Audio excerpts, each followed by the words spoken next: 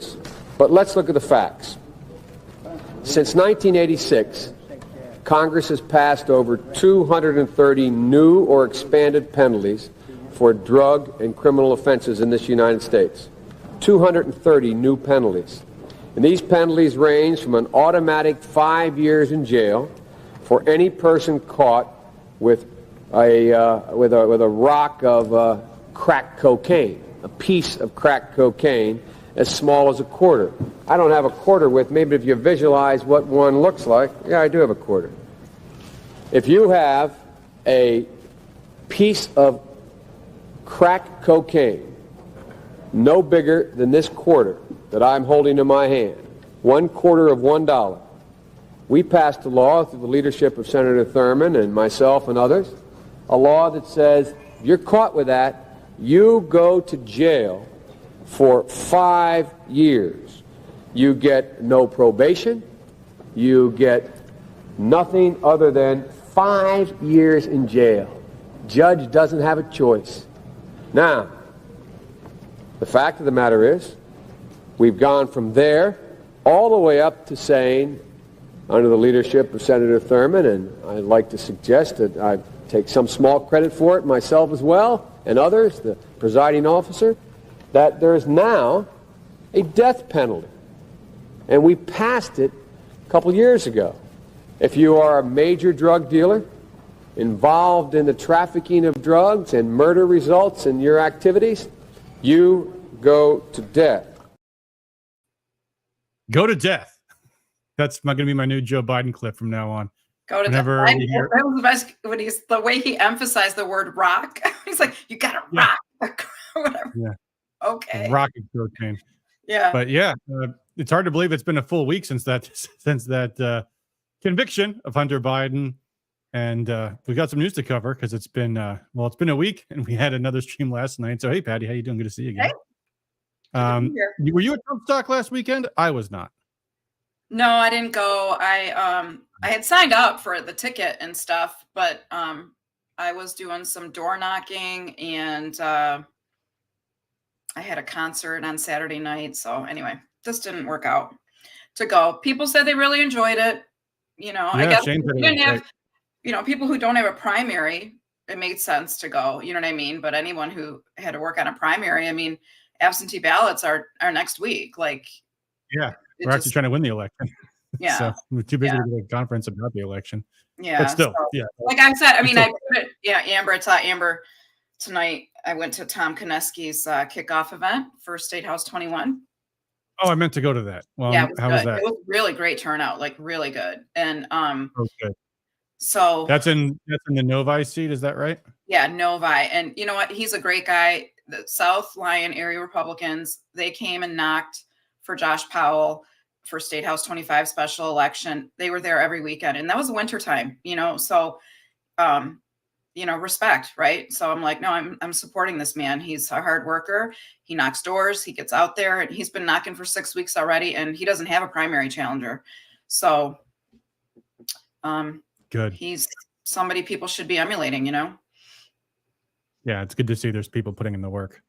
Yeah. Well, it's been a crazy past week here, but yeah, I guess the Hunter conviction, we should at least touch upon that because it's hard to believe the last time we had a stream that hadn't even happened yet. And the big story, of course, was in the media. The way they spun this was like, oh, you see, this makes Trump's conviction okay because now we convict Hunter. See, the justice system totally works. It's like, well, first of all, no, because those are two completely separate cases, but also that whole conviction was like a scratch of the surface of the stuff Hunter did. Like, yeah, they let the Burisma stuff expire, right? Or statute of limitations, like anything hardcore. Yeah, remember what happened with this case? The prosecutor didn't even want to charge Hunter at all. And they offered him this plea deal that was to say, we will give you full immunity for anything that ever happens in the future or in the past. It's happened that we find out anything that you ever did if you plead guilty to the gun charges. And the judge was like, wait a minute, what? Has this ever happened before? Has any prosecutor ever said, you just can get blanket immunity from everything in the universe? in exchange for this plea deal. And so the prosecutor was so embarrassed that the judge was actually pushing back on it, that the prosecutor said, "Oh, no, Your Honor. No, we don't mean that. We don't mean that. We just meant, limited to the context of this particular incident." And Hunter's like, "No, that's not what you meant." And then they changed their mind. They're like, "No, you're trying to change the terms because the judge called you out. We had a deal for complete, total blanket immunity." And they didn't get that. And that's when they went to court and lost over the gun charge. And even still, they're never going to do anything about Burisma or anything else. So Hunter is now convicted as if he's going to serve a day of his life in jail. But as we pointed out in that video, it's hypocritical because now the media is saying, oh, Joe Biden cares so much about his crack baby that he has so much compassion. Yeah, he doesn't. To this day, Joe Biden doesn't even acknowledge his illegitimate grandchild from Hunter Biden's crack binge with that stripper. Mm-hmm. That he has when he says, "I have 6 grandkids," he's lying because he has another grandkid. He won't even acknowledge that. Oh, but Joe Biden's so compassionate. He'll lock up, millions of people for was it 25 years? 25 years for any crack cocaine at all? That was his reputation in the U.S. Senate. Yeah. Go to death, he said. Yeah. Go to death. Yeah. Anytime we are talking about what was that story in the news? There was this woman that just murdered she stabbed a toddler to death or a baby to death, I think, in a shopping cart. Yeah, that was on Twitter because she was laughing about it in the courtroom. And yeah. Go to death. It's incredible. Anyway, yeah, that's going to be on my effects board for every time we have to cover stories like that. But yeah, what else happened to this past week? We have another one of these loudmouths who doesn't know when to quit. Paul Ryan. Oh gosh. Trump is unfit for office. Yeah. And then it keeps on going. I wish we had a different presidential choice. Look at that smile on his face he's got there. Paul Ryan. Okay, Eddie. Can you believe this? Whatever. This guy was Mitt Romney's running mate in 2012. He wanted our vote. Yeah, he did. And remember, we all thought he was a good choice back then. I mean, well, at least I did. I mean, I wasn't that involved then, so if he was a bad I was a Ron Pauler. We were never mittens since 2008. And back in those days, we knew it was up. But yeah, even still, I think back then Paul O'Brien was highly regarded, I thought. I mean, but again, I wasn't very involved. So it's interesting to look back and see what I've supported in the past versus what I would support now, now that I know more. Yeah. I mean, there's been a huge shift. Remember, 2012, this is before Trump. This is before Turning Point USA. This is before Bannon. This is if you weren't listening to Alex Jones on InfoWars or Lou Rockwell, there was no choice. Good point. Yeah. Con Inc. was squarely behind Romney and Ryan, and it was, we got to beat Barack Obama. That was the end of the story. We got to beat Barack Obama. So, so Mitt Romney is great and wonderful and perfect. Paul Ryan's great and wonderful and perfect. And there's this tiny number of us out there saying, no, he's not. No, he's not.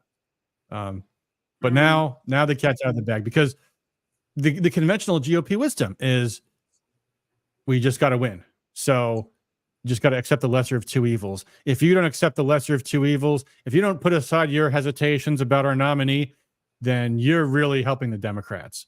That was what they would always say. And you're not helping the team. And maybe you really don't like Mitt Romney, but what about the state Republicans? What about the local Republicans? You're hurting the whole ticket, not supporting the Republicans. So shut up about your concerns with Mitt Romney. You're not helping our side.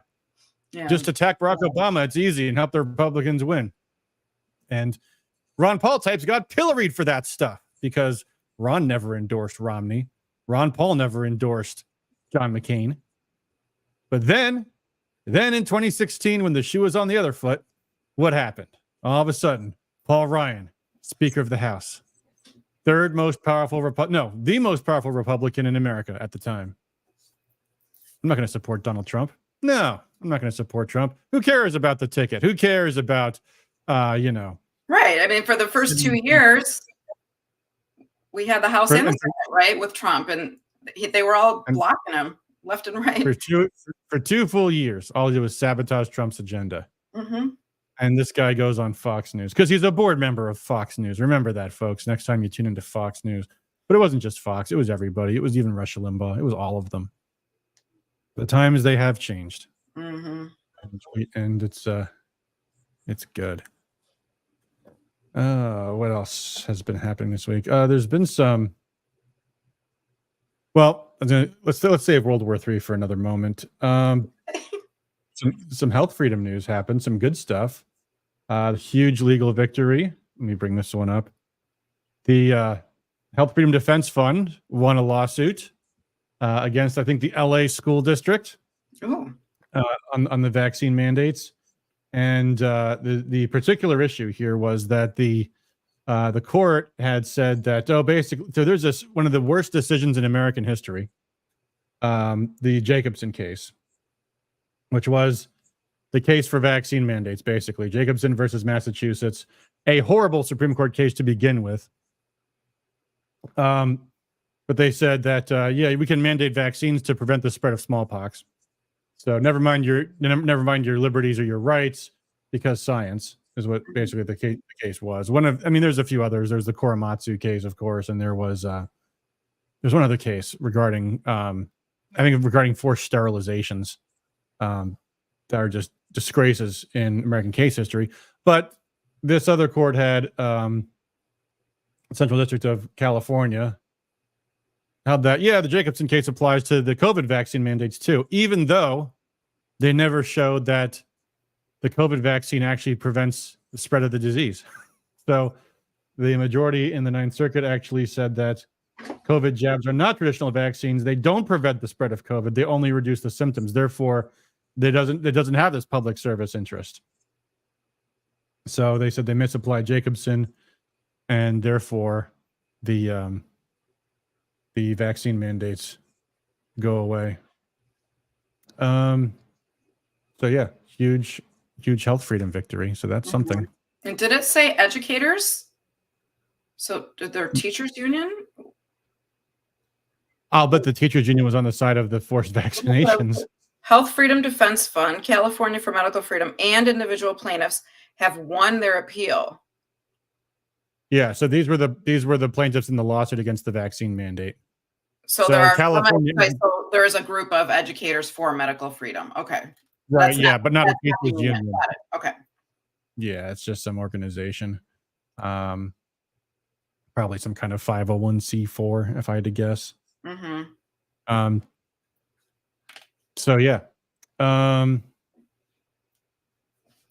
What else was I going to talk about this week? Well, there were 3 stuff. Let's see. We've got some more. Well, I guess the other big story we should talk about right now, because I got to do an action alert about this tomorrow, is there's another shooting in Rochester. Amazing. All that anti-gun laws they've passed did nothing to stop it. But I have this strange feeling they just might use it to pass even more anti-gun legislation. Yeah. I don't know why I think that, but somehow every time there's a shooting, I wonder. It was could be a pattern, right? Unfortunately, yeah, it was in a park in Rochester. Apparently, I wonder if that was a gun-free zone. Splash pad. Yeah. Strange thing that mass murderers somehow don't obey the laws. But so that's coming. There's no question that's coming. Maybe I'm not sure what they're gonna go after next. Apparently, the killer had an AR-15 but didn't use it. Used a handgun instead. So who knows? But that's coming. The other big thing was that in the Senate, the Senate already passed it. The House now passed, and I'll pull these up. These election fraud bills. They're still passing election fraud bills. Let's see. Hold on. That's not the right number. I want to say 603 is the bill number on a recounts. Yeah, here we go. I found it. Let me show this tab. These are bills to even further erode the rights to recounts. They changed the website? The legislature's website's different now. Yeah, it's mostly the same. They've made it harder for me to do my job, unfortunately, because I can't just copy and paste the sponsors like I used to. So they've made everything I do for Watchdog more tedious. But basically, The main thing is limiting what they can do with regard to recounts. In particular, saying that canvassers can't just call for a recount anymore. So there's all kinds of details on how the recounts will go. So there's, and the way they word these bill memos makes them tough to read, because obviously the Democrats are in power and they have to keep that in mind. So they say these bills would here, let me try to zoom in on this. These bills would modify the circumstances under which a recount could not be conducted. However, a satisfactory explanation of the ineligible circumstances in a sworn affidavit were provided to the Board of Canvassers, a recount could still be conducted. So here's what this is getting at.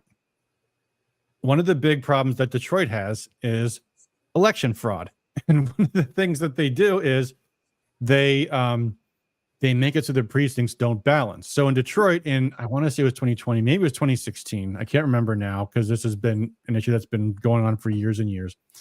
But in some big election in Detroit, the majority of all precincts in Detroit were out of balance, meaning that the number of ballots they said they had in the bins did not match the numbers that they had in the canvas.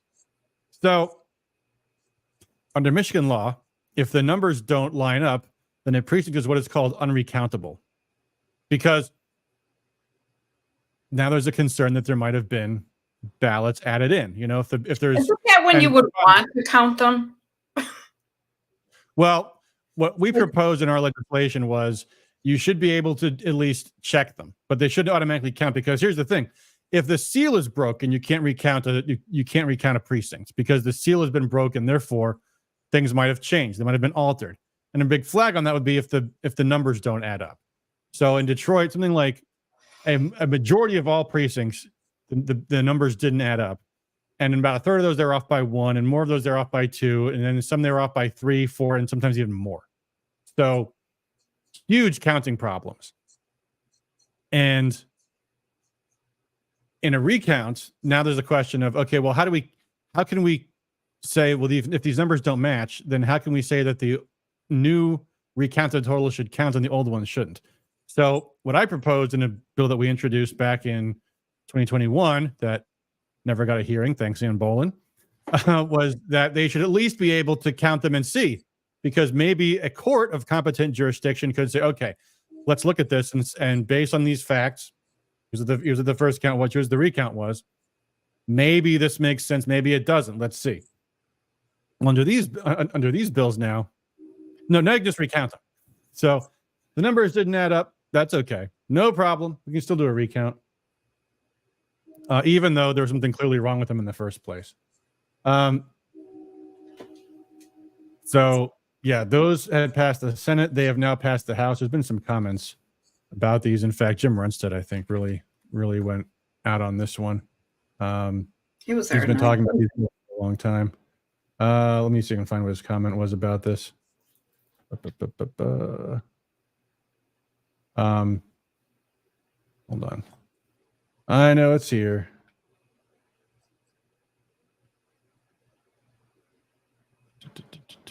Well, all right. I'm not gonna keep the dead air going for too much longer. But okay, I'll give up now. I will find it though. I'll post a link in the description. But basically, what they're saying is you can't just have a recount ordinarily anymore unless you can somehow prove that something was wrong in the first place. That's another provision of the bill. So, for example, in John Riley's race, he won by, I think it was 31 votes. His opponent says, that's too close. I want to recount. Now you can't do that. Now they can't just say, you have to show cause. Unless it's like so razor thin, then they are triggered automatically. But they can't just be because someone requests a recount and pays for them. So there's a lot of concerns about these bills. They passed the House and the Senate. And the roll call, I think, let's see, was partisan in both cases. Every Republican in the House and every Republican in the Senate voted no. All the Democrats voted yes. So I don't know. Seems a little fishy to me. But they passed those. And there will be, I'm sure, even more election bills coming too. So lovely. And there's, of course, another one called the Michigan Voting Rights Act. Have we talked about that yet? There's a Voting Rights Act bill. Here's what the Michigan Voting Rights. I'll pull this one up. What rights? What rights? They didn't have rights before. What they want to do is invite lawsuits between, invite lawsuits against local governments. So here's the bill. I'll pull this up. Here it is. Senate Bill 401. A brand new piece of legislation to create a state voting. Yep.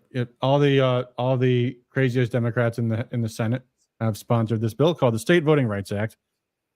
And what this does is it says that, let me zoom out a little bit. In fact, maybe I should just go to the bill memo.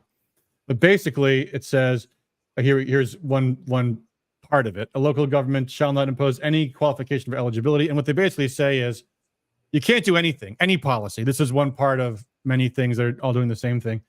Anything that will result in, or is intended to result in a disparity in voter participation, access to voting opportunity. Stop right there. A disparity in voter participation among members of a protected class, i.e. races, which maybe there might just be some natural variations in voter participation across different races. And of course, how does this get determined? By litigation, by lawsuits. And this goes on and it elaborates a whole bunch of different things, but it's basically an invitation for all kinds of people to sue their local election boards for any policies. And they're very broad, very sweeping. This is, we're not going to go through it all tonight. This is a 35-page bill. And there's also 3 companion bills to it to create a state voting rights act, because voting rights are the problem in Michigan, not voting fraud. No.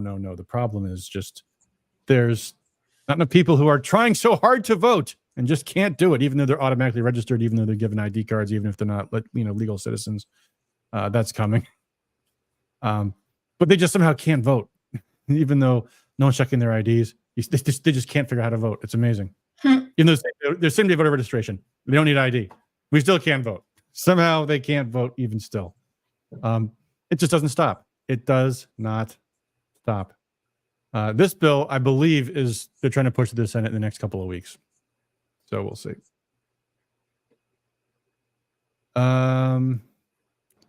Anything else I want to talk? Oh, here's a story. This caught my eye on X. And this is the kind of thing that shakes you to your core here. This is a wake-up call, everybody. 68% of Florida voters say they still get their majority of political news from cable, network, or local television. Not from the internet. Melissa Schultz says 401 is horrifying. Also, Ron Fox says, just found this channel. Appreciate your work. Helps to keep me up on state level events in an efficient way. Thank you, Ron. Appreciate that. Also, Julian Mark says Rand Paul's Belizean association looks bad too. I don't know what that's in reference to, but you're welcome to explain. And I think talking about Paul Ryan, they said that was back when we were talking about Ryan, yeah. So here's the reality, guys. Most voters in Michigan are getting their news from the television, even still. So that says Florida, where Ron DeSantis is governor. Now, right. Maybe that survey, Florida, yes. Yeah, this is in Florida. And I understand Florida's got a large retiree population, but even still, the numbers are not going to be wildly different. But that still is telling you. And folks, this is the reality when you actually show up at the polls and you see people. If you haven't knocked on doors, these people are getting their news from the major media. Even still, they're not hearing the stuff you're hearing about what's going on in Michigan. You're not hearing all of the bills we're talking about because they never talk about them. There's no stories in the news about all the crazy bills Democrats have passed in the past year and a half. All they're talking about is there's another shooting. We need to ban guns. Yeah, but wasn't there like another shooting in Southfield too the same day, which was completely ignored? I hadn't even heard about that one. There was a shooting in Southfield? I'm pretty sure, yeah. I mean, if they talk about it, it's not going to be for any other narrative anyway. Yeah, there was one. 6 people shot, 2 in a hospital for critical injuries. Mm-hmm. But they talk about only Rochester.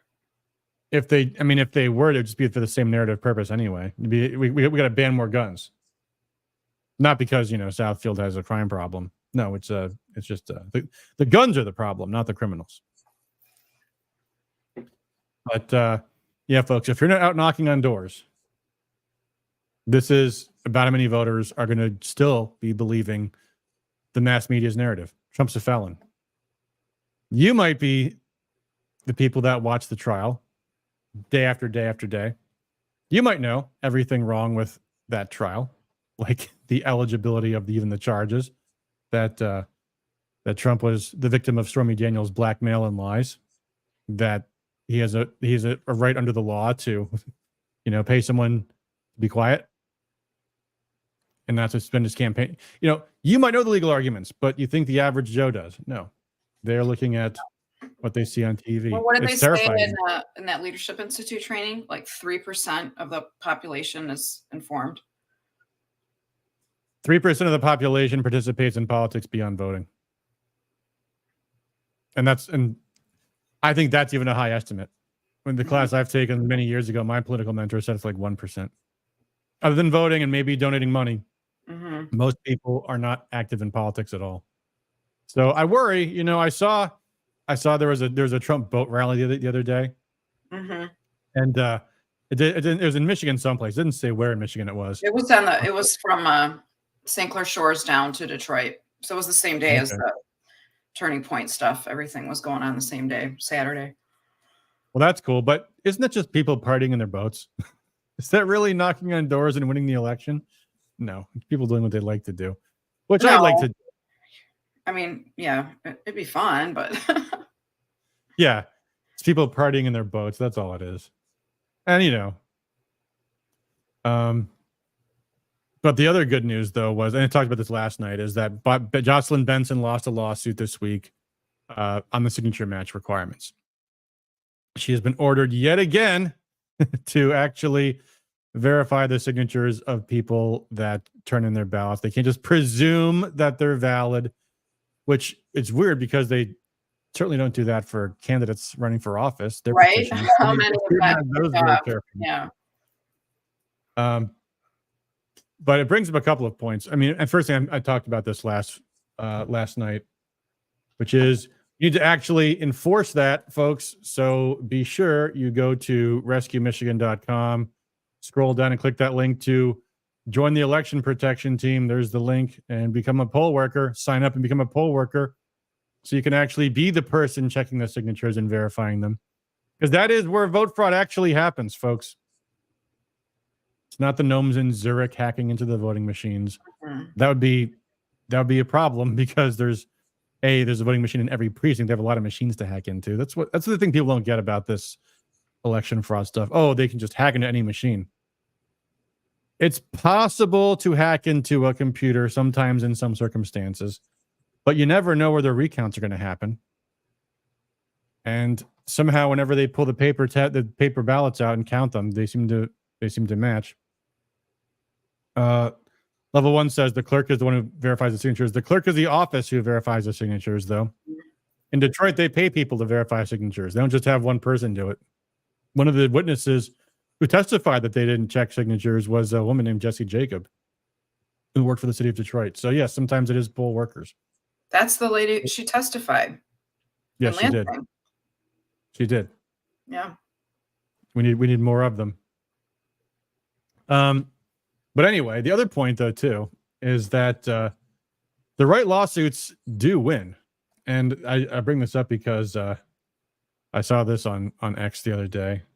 There's a comment: the reason why so many election integrity lawsuits fail is not because the judicial system is corrupt. They fail because they're bad suits. That's often the case. Not the case in the state of Texas's lawsuit in 2020. But there was a bunch of lawsuits that didn't succeed in the post 2020 election, which the media love to attack us for. So and so's lawsuit got thrown out. That was brought by a private party, not by the Trump campaign, not by the states. And this is a comment from somebody in Oregon, that this particular election integrity lawsuit filed in Oregon, but like a junior high school kid had written them, cost taxpayers hundreds of thousands of dollars to defend, and people never read them. So they easily believe this was a corrupt system kind of narrative. And yeah, here's this guy who filed lawsuits in Oregon. Here's what he says. It would be so dumb. The ballots is a million times all you want. It's always going to come up with a similar result. This government is corrupt. They are lying to you. So we filed suit. And I figured the government would be so dumb, we just put a bunch of crap in our first round of this lawsuit, that they would be arrogant. And I set it up that way. And the ballots is a million times all you want. All right, I'm not gonna replay it. He says, I figured the government would be dumb, so put a bunch of crap in my lawsuit. That's a good strategy. That's a really, really good strategy. I put a bunch of crap in my lawsuit, figuring that I'd somehow trick the government. Add that to the soundboard next to Biden. Yeah, no kidding. Melissa says there's maybe a problem on the contact link on my website. I'll take a look at that after the stream, Melissa, but my email is just adam@rescuemichigan.com. So there you go. Speaking of rescuemichigan.com, our candidate survey is out.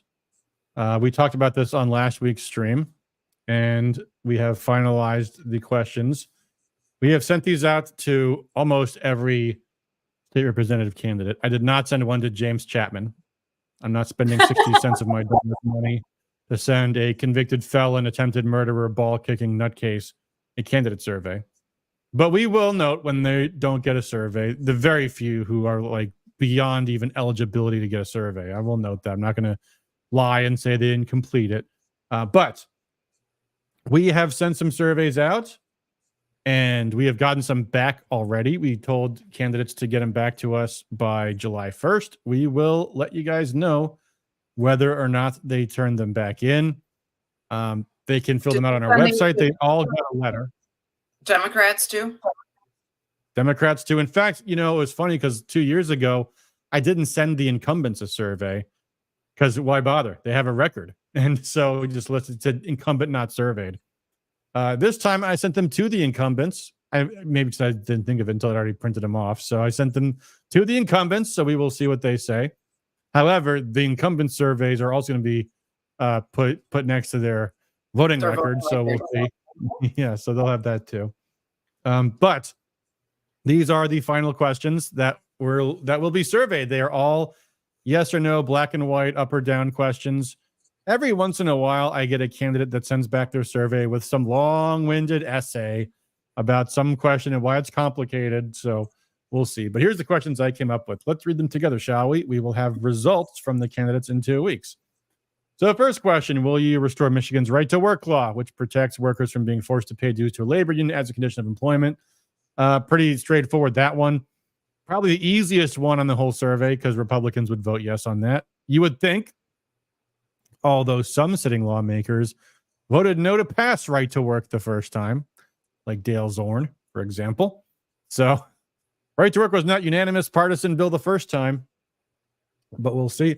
Obviously, we need a new governor to actually get it fully restored, but we want a vote anyway if they win back majority in the next term. Here's an interesting one.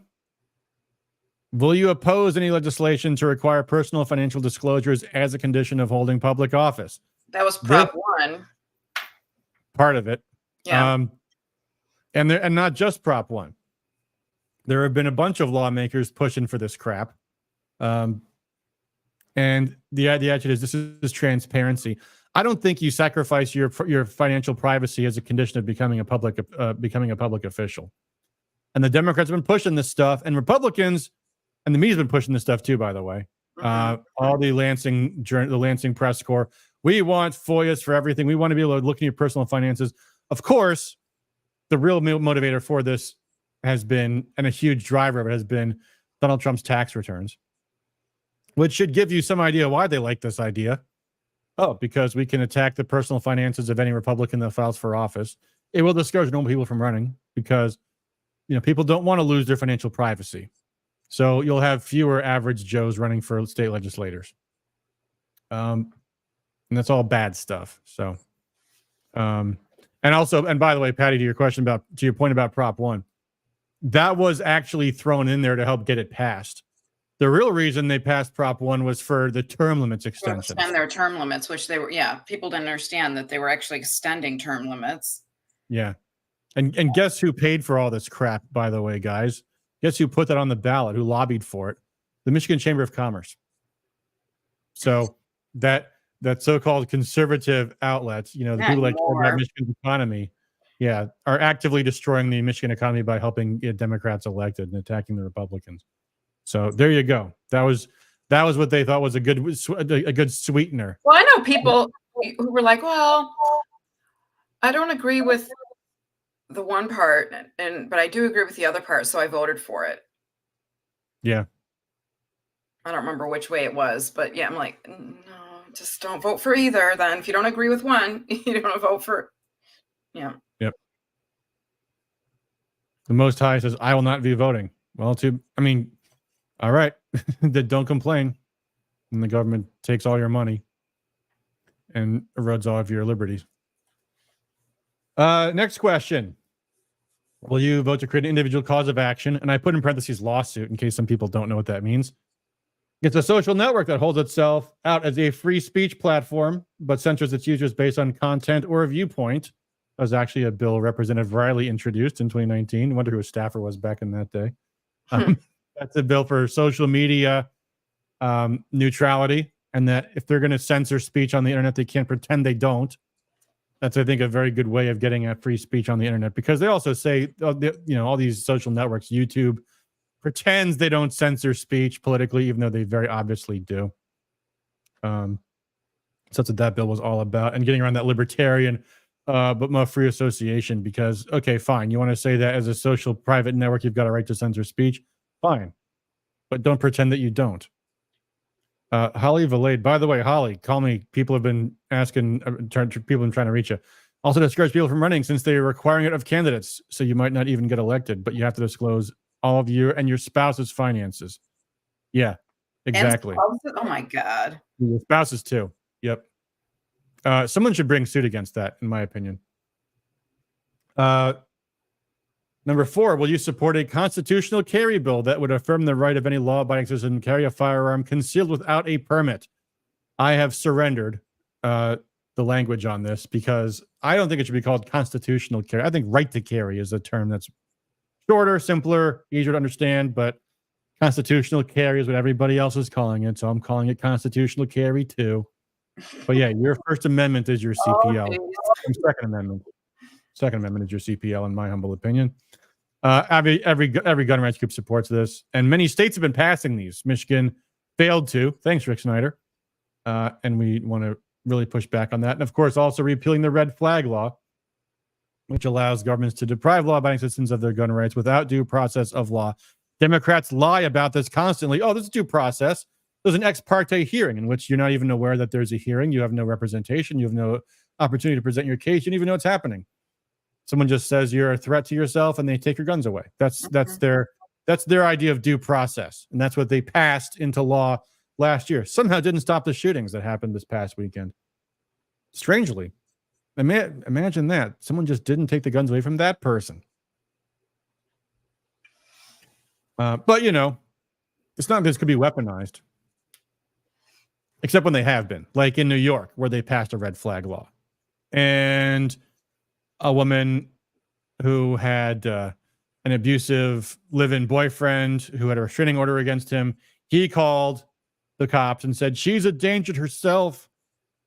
And with no hearing that she could participate in, they took away her right to bear arms, so she couldn't protect himself from him.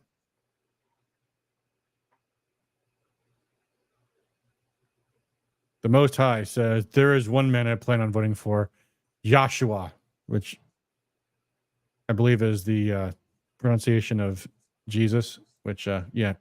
Hey, man, sorry, but politics is the realm of the earthly. And he never fails. He will never leave you nor forsake you.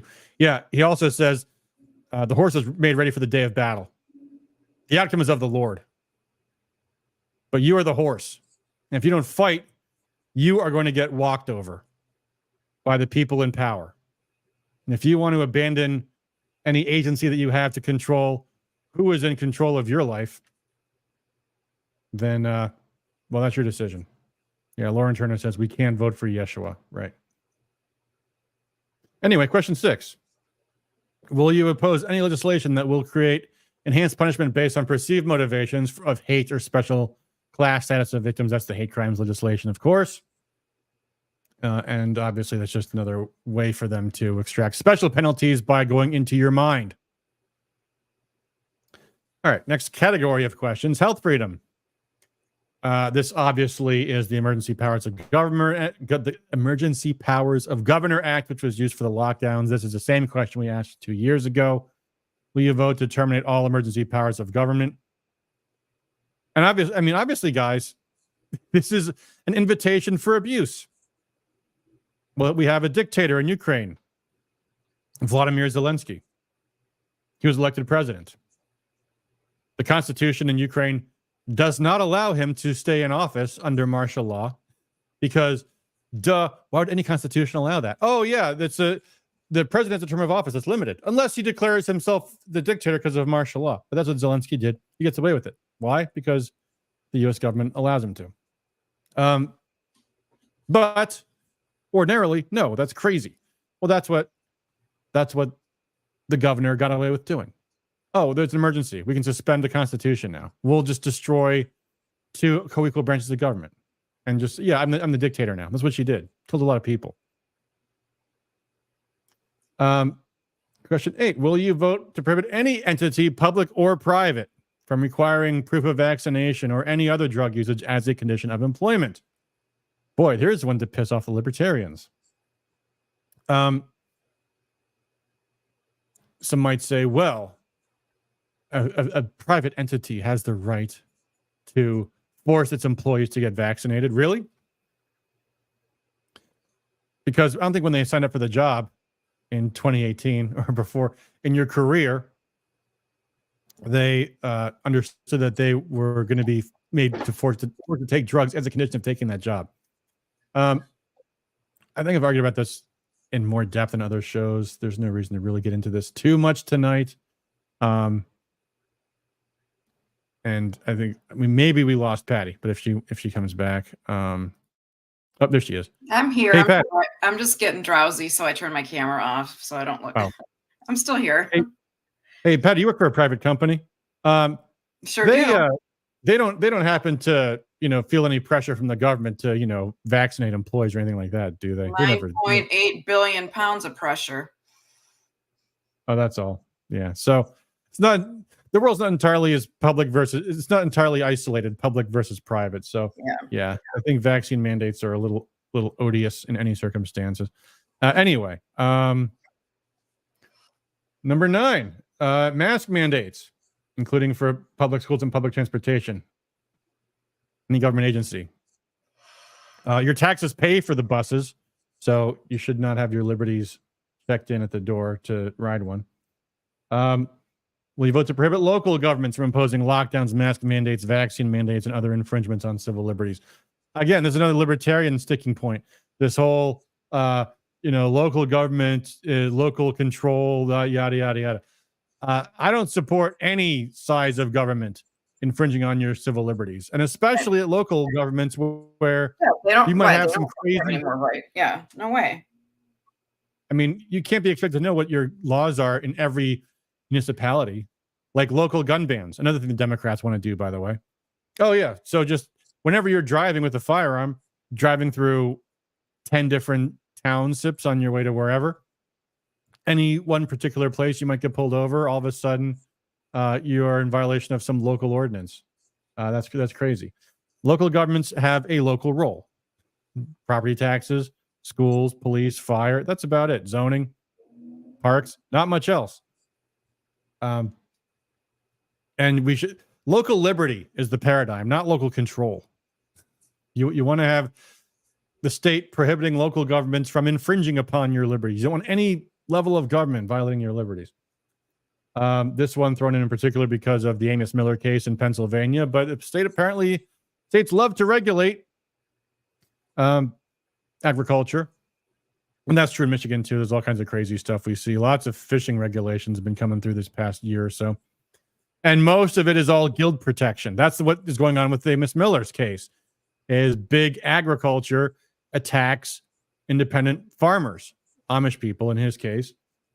And regulate, and it's one aspect of guild protection. It's the more regulations we have on our industry, the fewer competitors we have, because it's a high barrier of entry into the business. So we should not prohibit farm to consumer sales. So there's that question on the survey there. We've had issues in Michigan too with what's the guy's name? The pig farmer. I can't remember his name at the moment, but there's a big issues with I think his name was Mark. I can't remember his last name. Shoot. But there was a big scandal a long time ago about that. Election integrity stuff. We had a lot more questions 2 years ago. We cut that down a bit because we had to make room for other things. Will you oppose the national popular vote? They're pushing this, guys. Mm-hmm. I don't think they're going to get to put it into effect this year, because the Republicans are not going to support it, and therefore they can't get it into effect before the end of the year. But there was a time a few years ago when they were flying Republicans out to Hawaii to hear their national popular vote pitch, and their lobbyist was former Michigan Republican Party Chairman Saul Lanusis. So, yeah, Republicans are not totally free from the national popular vote scheme. They're pushing it. They want it. And they're arguing, oh, it'd just be good for Republicans. Sure, it would be. How so? I guess then all the Republican votes in California would count. A lot of Republicans in California don't even bother voting. Yeah, all the voting schemes they have in other states, all the things that allow for vote fraud because they don't check IDs and stuff, and every other state that now would count against Michigan. It's amazing, totally unconstitutional. But the way to get around this constitutional problem is to say that we will enter into an interstate compact where once we hit a threshold where enough states who have a majority of electoral votes were to do this, then we as one group of states would all come into effect at once. That they argue is going around the Constitution because now the states have all done this all on their own, which they might get away with. Who knows? Question 13. Will you oppose any legislation to issue driver licenses and ID cards to illegal aliens? Another thing the Democrats are pushing right now, even though it's hugely unpopular. And this one, I talked about this a week ago, and I said, yeah, I might just ask a question saying, will you just repeal every election law the Democrats passed this year? And yep, I did it because why not? Every single election-related bill they passed has served one purpose, and that's to benefit Democrats politically. Mm-hmm. So will you vote to repeal every single one of them? That's the question. And the final three questions, this was actually on the 2022 survey. Will you vote to impose felony criminal penalties for doctors that perform sexual abuse of minors, including surgeries and puberty blockers? A homeschooling registry, because they're pushing this. Will you oppose any legislation to create a registry of parents who educate their children at home or in any other private setting? So no private school registry, no homeschool registry. There should be no school registries. The government does not have a title interest in your children. And lastly, this was also in the last term survey. Will you vote to protect women's sports under Title IX? I'm phrasing it that way because these Republicans are so bad at their messaging. I want to make sure they know this. By the way, it's a Title IX problem that you're letting men play in women's sports. And biological men, just to be clear, what we mean by that, if every cell in your body has a Y chromosome, you are a man participating in women's sports in public schools and universities. There you go. And the survey was mailed to almost every candidate for state house. There are no candidates for state senate this year because they're not up this year. Didn't do a federal candidate survey. Frankly, there are no, as far as I can tell, no serious primary challengers in the U.S. House. The Senate race is open. I've made my opinion on the Senate race known already.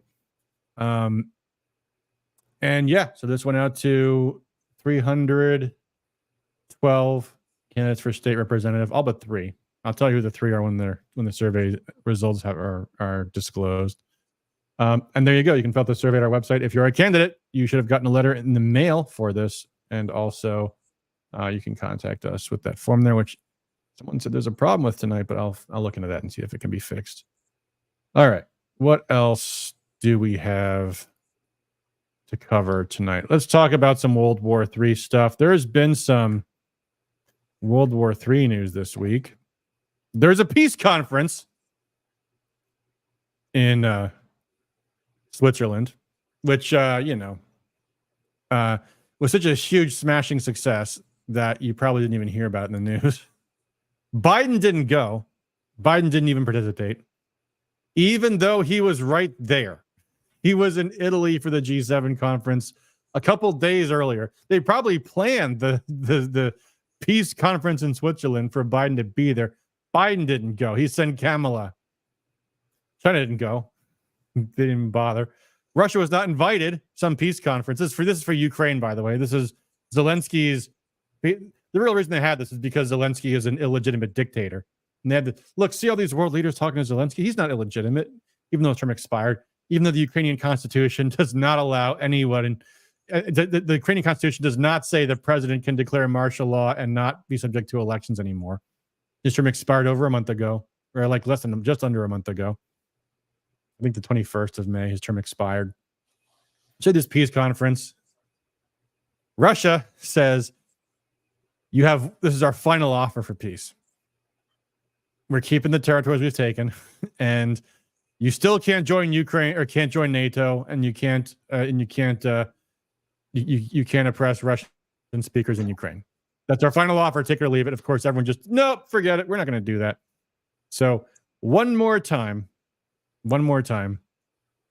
Russia says well, here's a peace offering. Nope, we're not going to invite you to our peace conference. We won't talk about that. We're just going to continue the war. So the war will continue as Ukraine gets weaker and weaker and Russia gets stronger and stronger. Another thing that they did was I think the G7 did this. They announced that there's going to be new sanctions against foreign banks that do business with Russia, which is not to sanction Russia even so much as to sanction China. There's apparently a new thinking going on in Washington that they're going to get China to give up on Russia. And that's how they're going to end the conflict. Because you see, it's not Russia's military that's winning on the battlefield, it's China, which is not on the battlefield. But somehow China is the reason why Russia is winning the war. Because somehow China economically is keeping up Russia's economy. Another thing that happened this week, by the way, the World Bank just said, hey, our numbers were wrong. Russia is actually the 4th largest economy in the world. Not Germany, not Japan, Russia is. Also turns out they use this thing to grade various economies. And what the U.S. uses is nominal GDP, which is just you take the amount of money that they have, divided by the number of people. And what you should be doing, what the World Bank says you should do, is use purchasing power parity. Meaning, you can't say Russia's GDP is add up the net worth of the country in rubles, convert that to dollars, and there's your GDP. No, because you see, a gallon of gas in Russia doesn't cost the same as a gallon of gas in the U.S. with just the exchange rate. It's different. It's what can you buy with this amount of money? And they say, if you look at it, Russia's economy is, in terms of purchasing power parity, the World Bank says, Russia's economy is not $2 trillion, it's $10 trillion. Oops. So the 4th largest economy in the world apparently depends on China. So the thinking goes, we will sanction China until they give up on Russia. I don't think China is buying this. I think China sees this exactly for what it is. Like, you want war with Russia, and then you want to go to war with us next. Obviously. Like, China's not getting Mike Rogers' intelligence briefings, his campaign messages saying we need to go to war with China. Make me a U.S. senator, so we'll go to war with China. I'm going to go to the U.S. Senate for you. We're going to go to war with China. I mean, every week I get these emails from Mike Rogers. Here's what I got today. Don't just take the Pentagon's word for it, but China is aggressively modernizing its nuclear arsenal. We need to go to war with China. And by the way, Mike Rogers, of course, gets rich on the military-industrial complex. So he has a little bit of a personal financial stake in that. But anyway,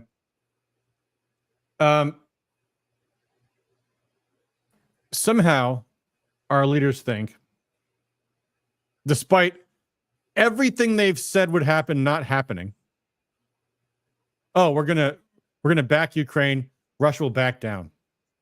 We're gonna back Ukraine, Russia will run out of missiles. We're gonna back Ukraine, Russia will run out of missiles and tanks. They're going to run out of tanks any day now. They're running out of tanks. They're actually manufacturing tanks and artillery shells and missiles and everything else in the world. But don't worry, we're going to have an offensive, they told us last summer, and they will punch through the Russian defenses and split their forces in two, and they'll march through to Mariupol and liberate Mariupol and take back Crimea. And none of that happened. But don't worry, we're going to threaten China until China gives up on Russia. Somehow, I don't think this will work. In fact, the whole world is now looking at this and going, maybe China wants to be our friend and the United States doesn't, because that's the message they kind of sent at that peace conference in Switzerland that most countries didn't even attend at all. So, meanwhile, we are continuing to threaten to attack Russia directly now. Because don't worry, the Russians are bluffing. The Russians only bluff. Except for the time they, invaded Ukraine. They weren't bluffing then. But now they're bluffing. They'll actually, if we give Ukraine weapons and we give Ukraine staff to use those weapons to strike Russia's territory, don't worry, Russia's not going to take that as an act of war against them from us. No, they wouldn't do that. They have the world's biggest nuclear arsenal, but don't worry, they won't use it. If we're wrong about this, we all die. But don't worry. Don't worry. It'll be fine. Vladimir Putin's going to be removed from office any day now. He just won the election in a landslide, but he's going to be removed from office any day now.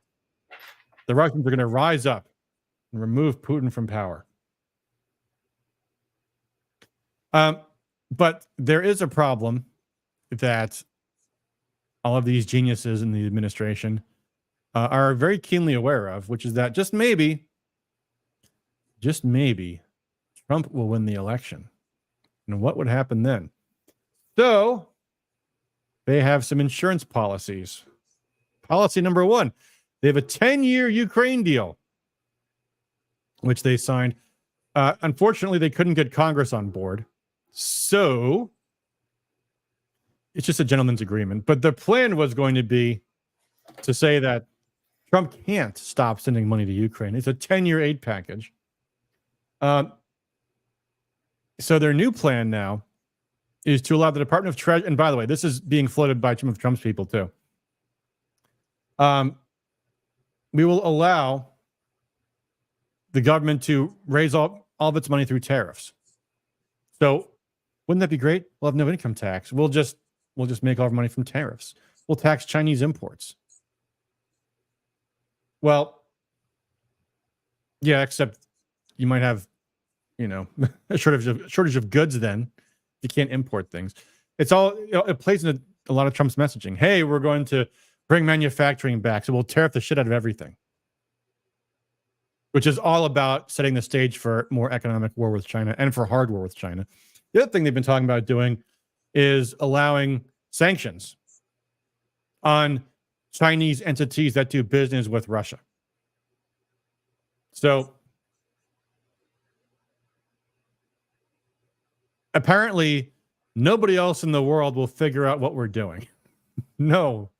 And nobody else in the world has any ability to reciprocate in any way, shape, or form other than, starting their own currency, starting their own economic bloc, like the BRICS, working away from the dollar.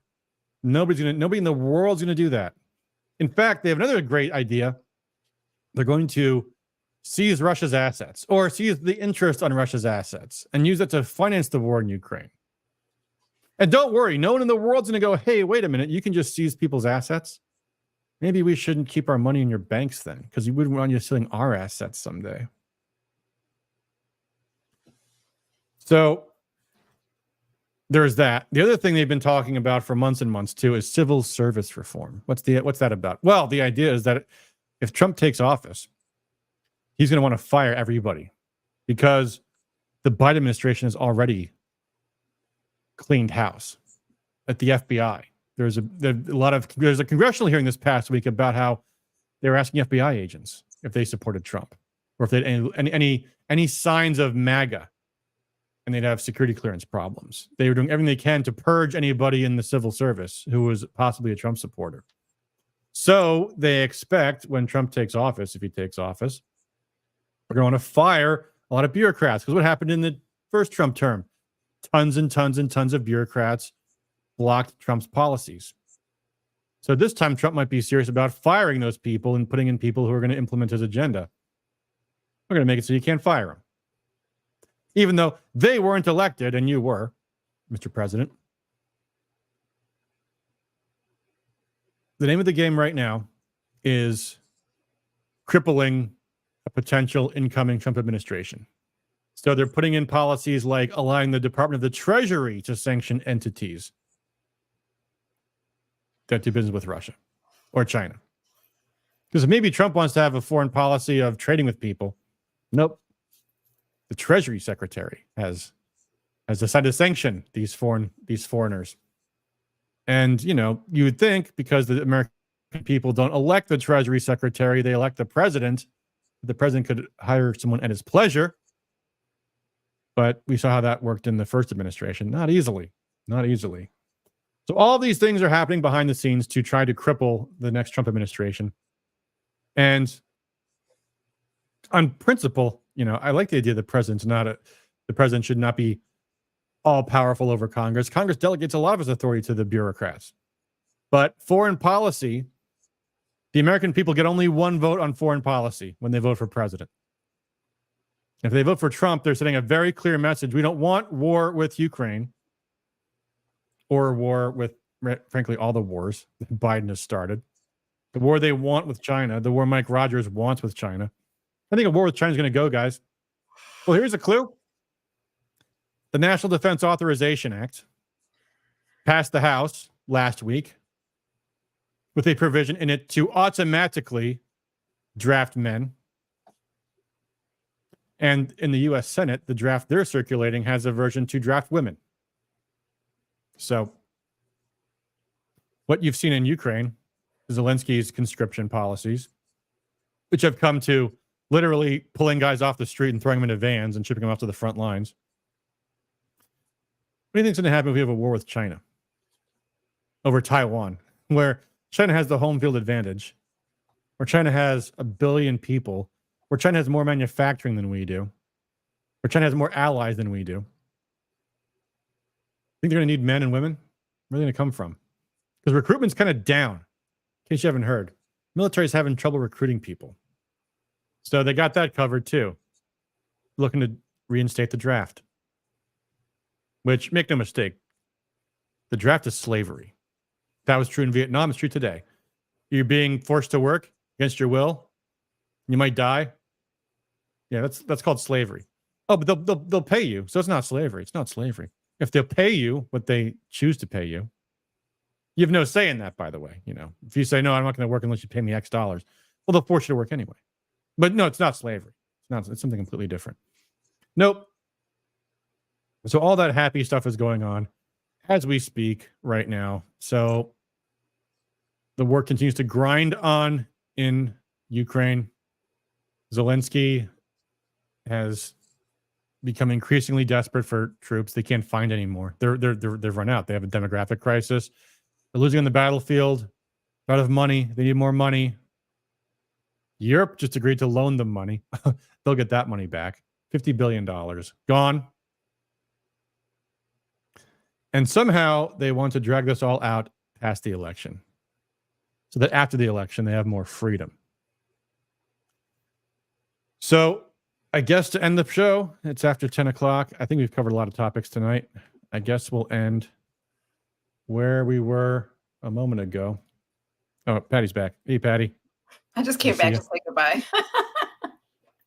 I'm sorry. Well, I was going to end on this note. We talked about this. You must be an early bird. I'm a night owl, so this is not a late night for me. Yeah, I'm up by 5. Folks, if you poll your neighbors, guys, do they know that there was a failed peace conference in Switzerland? Do they know that we're losing on the battlefield? Do they know that they're gearing up for war with China? Nope. Because the mass media is not talking about it. So it's up to you guys. Knock on doors. Maybe don't overwhelm with that kind of stuff. Just talk about winning the election. Talk about how Trump was wronged in court. because the media is not telling them that either. So we can win because the clock's ticking. Less than 5 months till election day. Guys, we got 5 months to save our country. Or not even save the country. 5 months to prevent the death of it. They might not be saved yet. Trump getting elected the first time didn't save our country, did it? But no, did you hear the rumor who his chief of staff is going to be? No. Tell me. Kevin McCarthy. Well, better than Mike Johnson anyway. But I doubt it. I doubt it. But we'll see. That was. It's not impossible. Yeah. Well, isn't he working with Kevin McCarthy? They're primarying like Bob Good. Like they're primarying. He's still in the mix, this McCarthy guy. That wouldn't surprise me. Which tells you a lot. I mean, it tells you what Trump's priorities are. I mean, yeah, I did see that. Trump. Let me find this tweet. Because this is the guy running against, or he didn't endorse that Sabatini guy in Florida. Isn't he like one of the most loyal Trump people? Yeah. Trump doesn't reciprocate loyalty. He demands it, but he doesn't. Yeah. He endorses people that he does. Yeah. I had a tweet some time ago and I lost it, but it was sad because it was Trump just attacking Bob Good. He attacks all the conservatives, attacks Thomas Massey. Massey did an awesome interview with Tucker, and he talks about Trump went after him on a bunch of things. Oh, don't you remember when he didn't vote for the omnibus bill or whatever? Not the omnibus, the COVID relief, whatever. And he went after Massey. Remember? Massey. Yeah, he attacked Massey hardcore. Yeah, Massey was talking about how Trump trying to attack him in his primary and all that. I'm going to beat you, and he didn't. Is your Discord on again? Oh shoot! Yeah, I was using it the other day. I was like, I'm going to uninstall Discord, and then I decided to do some AI image stuff for the thumbnails, and so now it's been back on again. I will make sure it's off next time. All right, guys, that's it for news for us for this week. Tell your candidates to complete their candidate survey, and if you're running for local office, no, you can't complete the candidate survey. It's not for you. It's only for the state house candidates. But they've got 2 weeks. We're sure they'll get their answers in, and we will report them when the day comes. So, all right, guys, thank you for tuning in. That will do it for us for tonight. Knock on some doors, save our country, and That's vote right. early. Don't be like Mr. Stoney here and think that not voting is going to work, because that's what the other side wants you to think. All right, guys. Thanks for all you do for liberty. Until next time. Peace out.